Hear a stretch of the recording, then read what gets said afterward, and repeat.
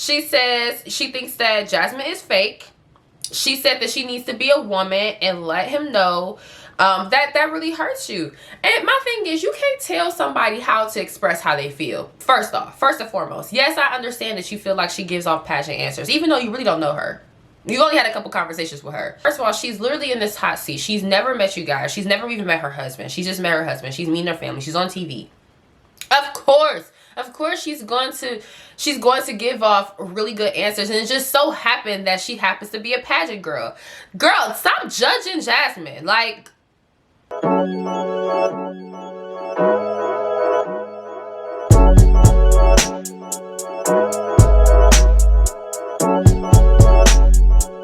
hey loves, it's your girl Candace. I'm here with Confidential Talk. I just got done watching Married at First Sight. This episode was episode 9, Partying Ways, okay? And obviously that is due to Dominique and Mac deciding to get a divorce, child. Now, you know, I want to say this. I absolutely have loved this season because it's very entertaining. Not because we have hope for the couples, of course. It's because it's been very entertaining, right? But I have to say this was probably the most boring episode thus far, because I think that most of the episodes thus far has been very, very interesting.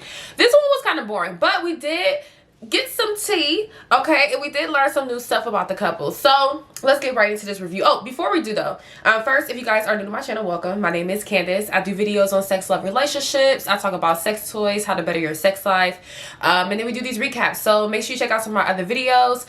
Make sure you guys join the Confidential Talk family and subscribe to the channel, and of course comment below. I need y'all commenting throughout this video because I do these recaps because y'all my friends, and I want to talk to y'all about the show, these couples. You know, sometimes y'all be enlightening me, some things that I may miss, or you know, I perceive something different than you guys do, and y'all, you know, y'all got me thinking different. So you know, I love having these conversations with y'all. So please let me know what you guys are thinking about the recap and the show as we move along this recap, okay?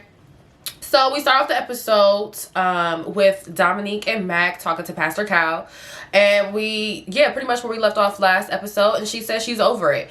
So Pastor Cal is like, what are you over? What is it? Because she kept saying, I'm over it, you know. So he's like, what is it? And she's like, she just flat out comes out and say, I would like a divorce. Mackinley does respond by saying that it's tough to hear. And this was actually kind of interesting to me because I think that why I love Pastor Cal for this show is he doesn't hold back. He definitely says what's on his mind. He doesn't mind not being politically correct. That's what I realized, because, you know, in this day and era, like, every little thing, you have to watch what you say, because literally people will crucify you for something that you said. So I feel like he's one of those that just kind of don't mind being, you know, politically incorrect. But, you know, he definitely calls her young. And I thought that was really interesting, especially to say it to her face. Like, you know, obviously I feel like that was kind of like an opinion-based comment, because at the end of the day, yes, I felt like she was too young. I did. That was how I felt when we first started the season. And I realized, okay, she's 25 and, you know, Mackinley's 34. And the way she's acting and behaving, you know, I felt like she was too young. Right?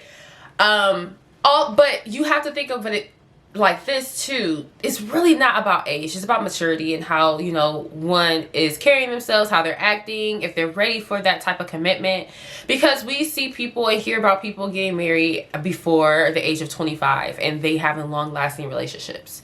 So we really can't say that it's just because she's too young. I think that was a really nice way to put that, you know, she's just not ready for marriage, okay? She's not at the mature level of, you know, marriage, okay? So honestly, that's what I took from it. But whatever case is, he does give her the advice to wait before she gets into another relationship. And Mackinley mentions that he embarrassed, which I would be embarrassed for him too, especially because some new tea came out last episode. Right after the episode, of course, you know, I was doing some chitter chatting in the comments and on Twitter, and it came to somebody kind of brought it to my attention that Mackinley has been following the show. So rumor has it, allegedly, Mackinley has been following the show so he could be on it. So of course, if you have that, if that was really the case, I'd be embarrassed too, okay? Like, not be chasing this show season after season after season to get on this bitch For you to not even follow through 2 weeks with me. Girl, bye.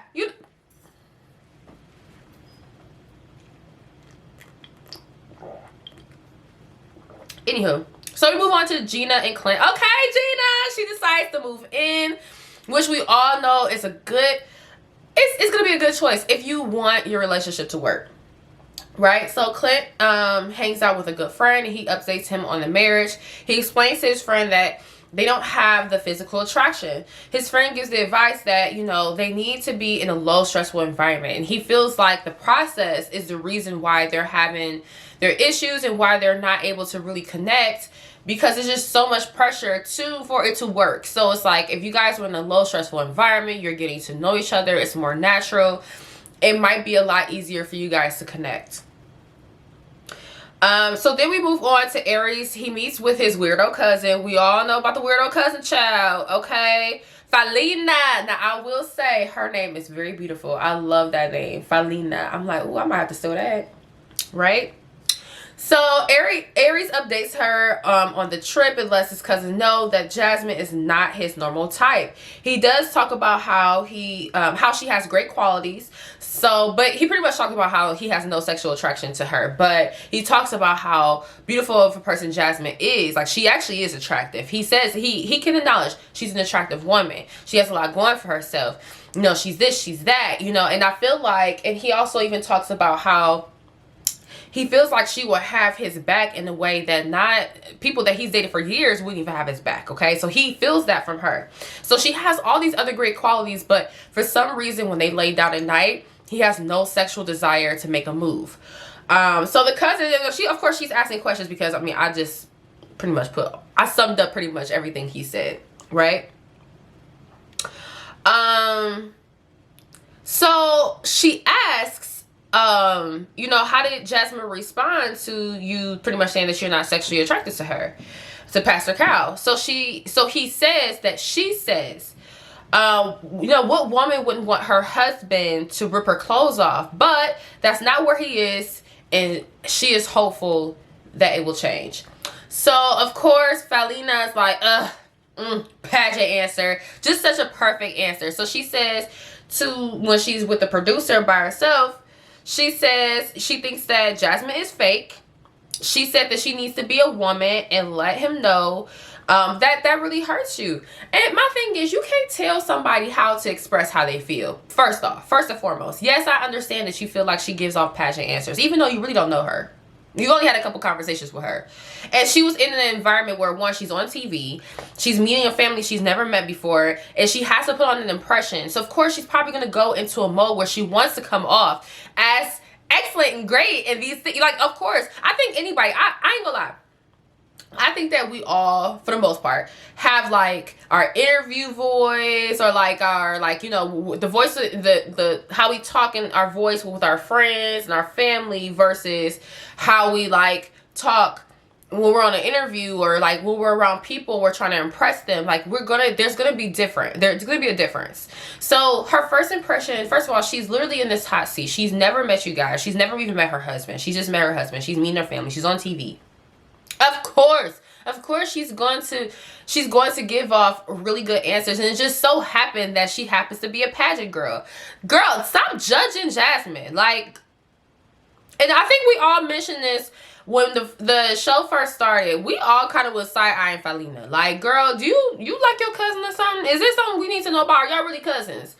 I got questions, because you really going hard in the paint for something that don't even really make sense. Like, you don't even know Jasmine. You even give her a chance. You guys are on TV, for crying out loud. Like, if I was on TV, just met somebody.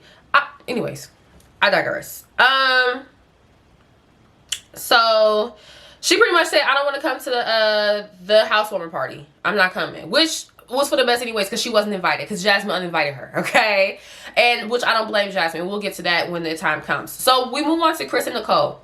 So Chris, let's see. Oh, Nicole meets with her friend and updates her. She says Chris is really nice and has all the qualities women says they want from a man. But she feels like if she wasn't in the environment that she's in now, where she feels like she would have to stay, she would run. Okay, I don't know if y'all missed that. Okay, she definitely said it, right?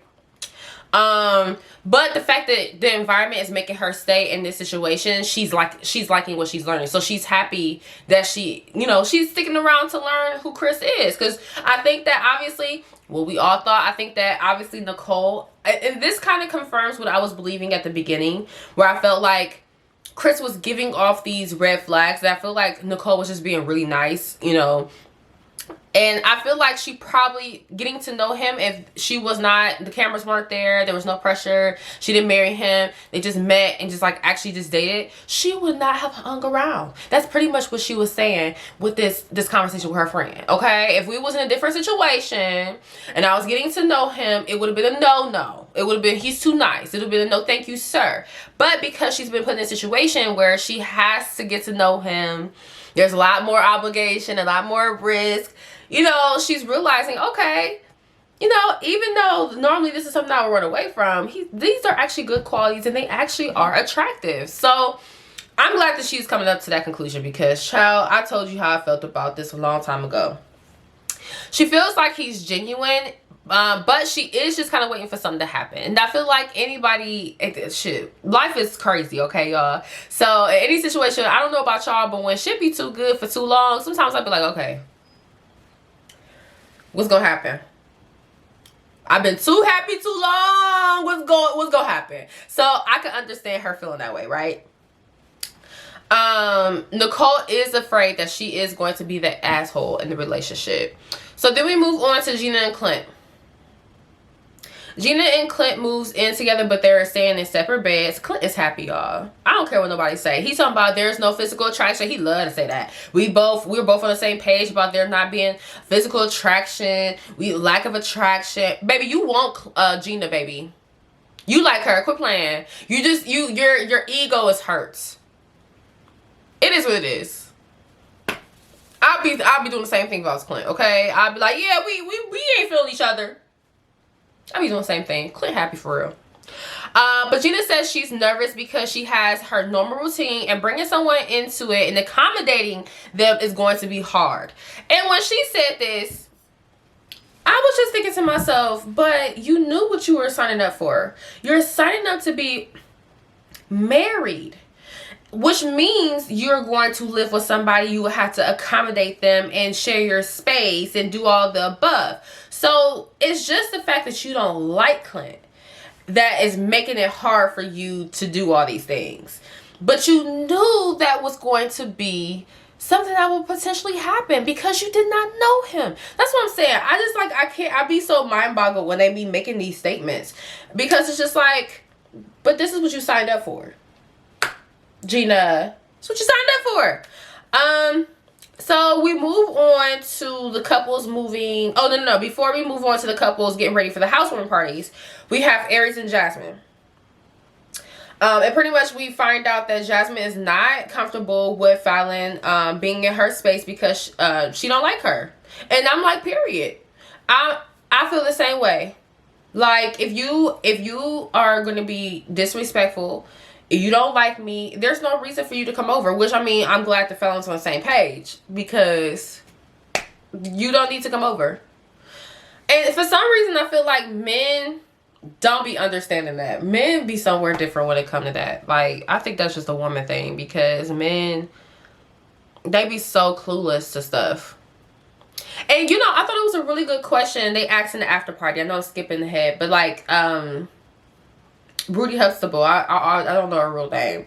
Rudy Huxtable asked Jasmine, how did it make her feel for Aries to be having a conversation with Fallon about their relationship, knowing that Fallon don't like her? And she said it definitely made her feel some type of way. And I did want to point that out because I thought that was very interesting to point out because I don't think it was appropriate.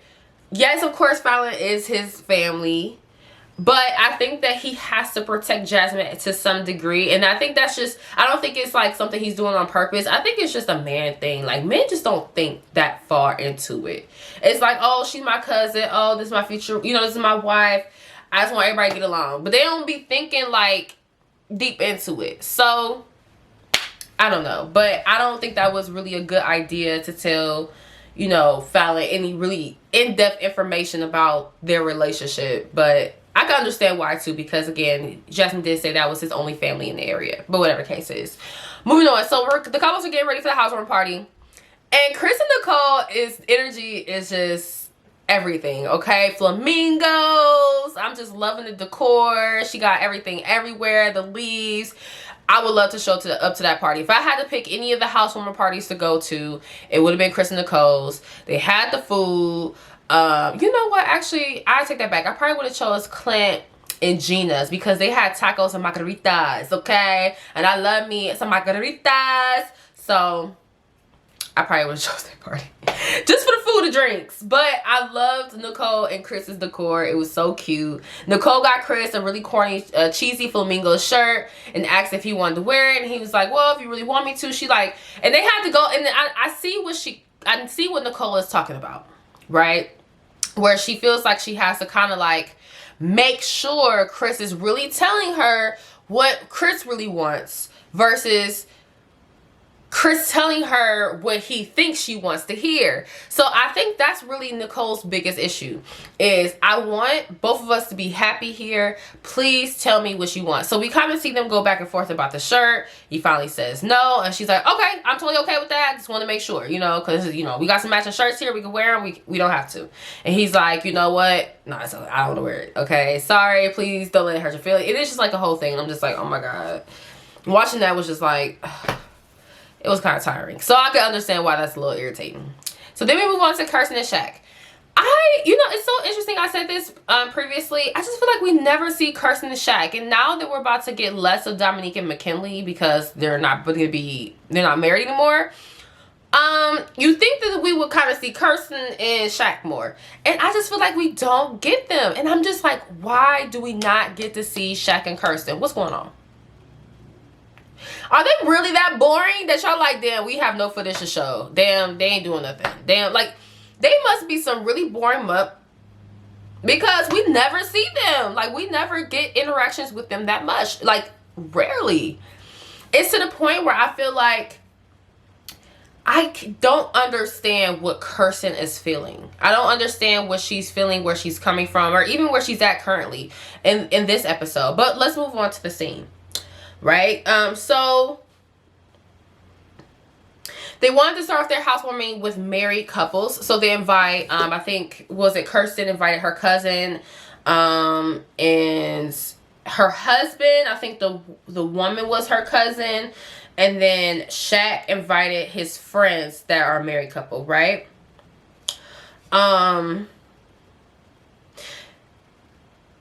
They started off by talking about how romantic and great how the honeymoon was, right? And they're like, oh, it was so much fun. It was romantic. This was Kirsten said, right? So they're like, oh, okay, romantic. How was it romantic? Ooh, okay, romantic. Did y'all? And then before they can even get the question out, Shaq like, oh, y'all want to know if we had sex? Y'all want to know if we had sex? It's the way he said sex too, honey child. I was like, he had me out. Y'all want to know if we had sex? I'm like, Shaq, child, nobody said that. Shaq, chill. And of course, everybody like, no, nobody said nothing about sex. We just want to know if y'all intimate. Such a man, right? Okay. So then I think it was Shaq's friends that said, y'all are not giving kiss energy. And Kirsten does open up at that point and lets them know that she's not really a kisser. She don't really like to kiss. I'm not, you know, it's not my thing, okay? And this is where I know they break off. They kind of break off and then they talk to each other's friends separately. But I just kind of know that I'm just like, I would love to see more of them because really, I feel like we really don't know really what the issue is. We see that Kirsten is, you know, reluctant, but like she's attracted to Shaq, but then she's like being weird and like, you know, we just don't really understand and know the dynamic of that relationship. So I really can't, I feel like I can't give commentary much because I don't know what the hell's going on.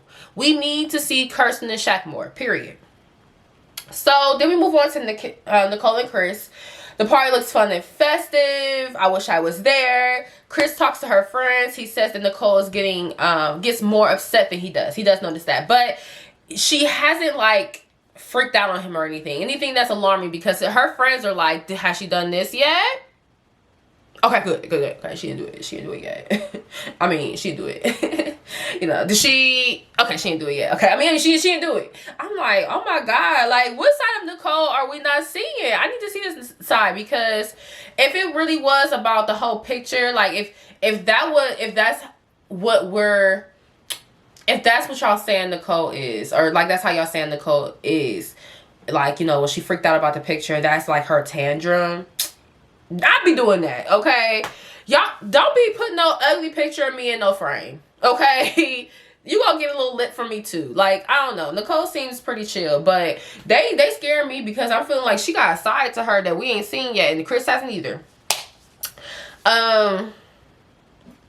Nicole talks to Chris's friends, and she expresses that he tends to agree and go along with what Nicole wants, and she just wants to make sure that he's happy and not trying to please her. So that's pretty much what she talks about with his friends. Yeah, she doesn't want him to be doing stuff to please her and be secretly miserable, okay? So then we move on to Jasmine and Aries. So they get together with their friends. They get the housewarming party. One of Aries' friends asks, has there been any issues? Aries brings up communication, and then he goes over the situation where they talked about the guest list, and he put his cousin's name on the list, and Jasmine didn't say anything about it until he left, and she texted him and was like, I'm not comfortable with her coming. So he just felt like, you know, I really would appreciate that if she told me that in the moment. So then they kind of break off, and they talk to each other's families. And Aries talks to Jasmine's mom and sister. So her mom asks if she's willing to give up all her dogs. You know, how does that make you feel? He like, oh, I'll be happy. Fail. Okay, that was a test for moms, okay? But when I tell you these tests that moms is giving, the questions, they're not good enough. Okay, I've been saying since day one, Mom, why are you not grilling this man? I'm pretty sure if you grilled him properly during the wedding, during all the opportunities that you had to grill him that you just chose not to, if you grilled him then, you would probably have realized that he was a walking red flag. She's not asking the right questions, but she asked a few questions that has made her realize he ain't it. You can see it written all over her face. And that's the thing. She's older and wiser. She knows. She knows. She may not say it right away. She might keep it to herself, but she knows. She wasn't feeling Aries as soon as she walked in that room and they started having that conversation. As soon as she said something, because the thing about it is, this is the thing. That was really a test. The question that she asked him. She asked him, if she got rid of all her dogs, how would that make you feel? And he said, happy. She knows that them dogs make Jasmine happy. When you love somebody, obviously, you know, he don't love her. He doesn't know her enough. But, you know, when you're trying to love somebody, or you care enough for somebody, you don't want them to lose something that they care about the most. If you know somebody loves something so much, you accept them for, you know, you have to accept that. Especially if you're a part of their life. For instance, my boyfriend loves sports. You know, I could do a life without sports. Maybe not basketball, I like basketball, but like, I mean, if it was like, you know, he would kill me for saying this, but I'm just like, you know, but I would never be like, oh, I'll be so happy if they got rid of all sports, because that makes him happy. He loves sports. I would never want to take that away from him. Yes, I would, you know, sometimes I'd be like, I wish it wasn't a game on. You know, I'd be, you know, salty, but like, it makes him happy. So that was really a test. Homie failed, right? But yeah, I put even in my notes at this moment, girl, you should have been grilling him. Now you're seeing it. Now you're seeing him for who he is. But you should have saw this to the get-go, because he was being honest back then. Now I think if you asked the right questions, he would have been very forthcoming. So, okay. So Jasmine tells his friends that they are not physical, and even though she knows that he is a very physical person. And I don't think we really get anything from his friends. So that's that. Jasmine's mom asks if he's going to see this through, so Jasmine's mom asks if he's going to see this through, and he answers he gonna try. And you should have just seen her face. Just her face was just like,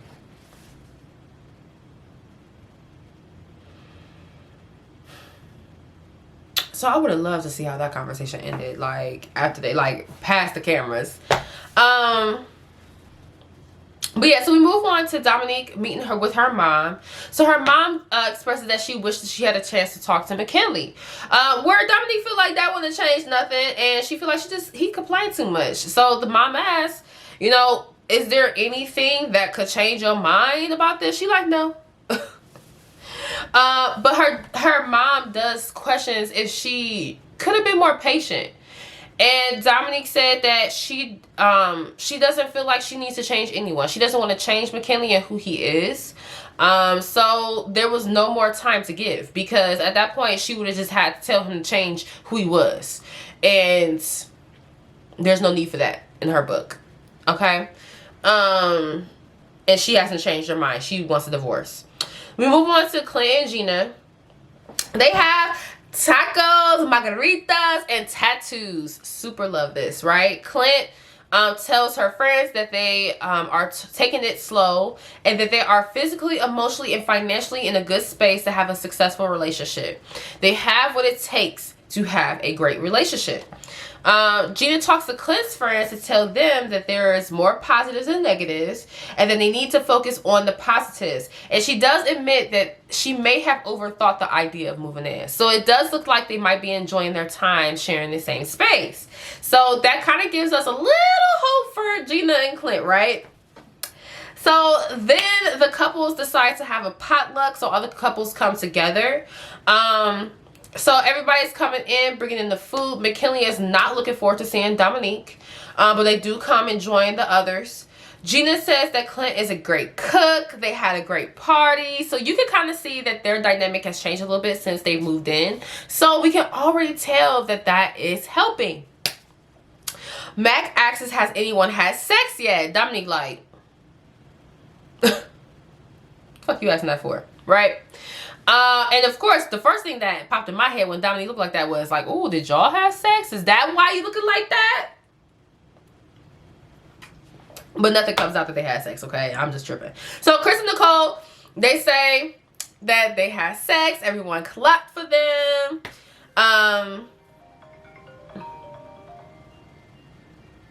Let's see.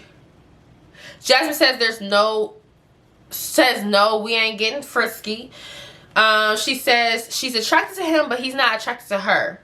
She says this is new for her, and he says this is new for him. And she like, how is this new for you? I'm the one. I've never been in a situation where someone wasn't attracted to me. Like, I never had to throw myself at somebody. That to be taken. You know, Jasmine, let them know.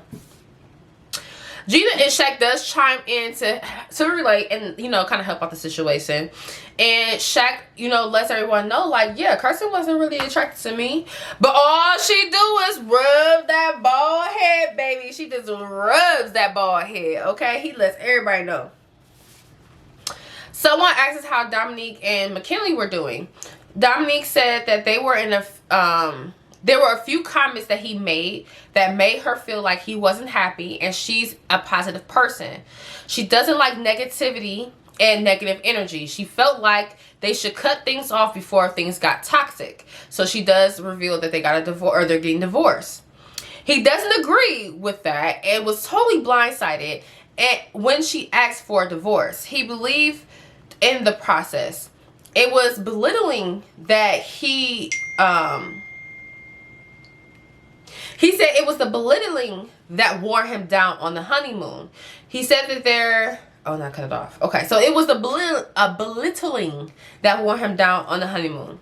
Clint says that that's an scapegoat for them to give up, and Nicole kind of gets in Dominique's ass, and she like, I think you're giving up way too soon. You sure you really want to do this? You really need to see this thing through? And it puts so much pressure on Dominique to the point where she says, maybe I'll give it another shot. So we all cheers to maybe. So then we get Dominique and Mckinley going back to their apartment, and Dominique said that was a lot of pressure. So Mackinley asked, you know, what's up with the maybe? Was it potentially because of all the pressure of everybody asking you? And she pretty much says, yes, I still want the divorce. That's the only reason why I said maybe, because I felt pressured. And that was the end of that. She ended up leaving and he packed up his stuff and moved out. And that was the end of the episode, y'all. So yeah, like I said, it was kind of like episode was boring. We did learn some new stuff, but this upcoming episode looks very interesting.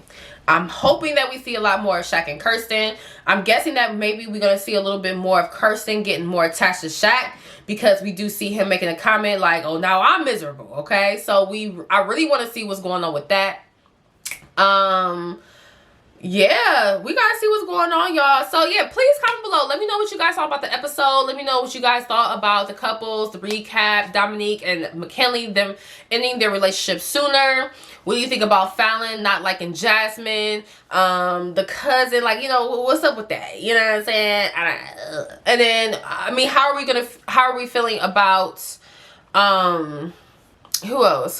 How are we feeling about, oh yeah, we already talked about Jasmine and Aries. Yeah, so just, yeah, let me know in the comments below. Let me know what y'all thinking about these couples, and let's talk. And I will see you guys in my next review. Peace.